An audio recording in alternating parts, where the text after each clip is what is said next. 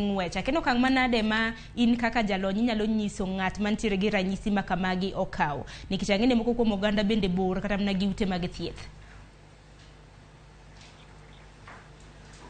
Ing'eni ng'at mang'ok en ng'at ma ok nyal kata mana muonyo yath nikech kimuonyo yath to pod ibro ng'oge. Ng'at ma bende diewo e yo ma kaka ng'ama nigi nyaldiema en ng'at ma lose a lot of water e dende. Koro emomiyo nyaka oring mapiyo piyo mochopo e osiptal nikech koro en ng'ama wadhi thiedho e yo mar miye yath kod mar mede pi e ler. Omiyo mano ok nyal time ot, ok nyal time ni wacho ni dhi nyiewo yath moro e chemist mondo imuony. Koro wawacho ni ka in gi ranyisi ma wasewachogi, ring mapiyo kaka nyalore mondo ichop e osiptal.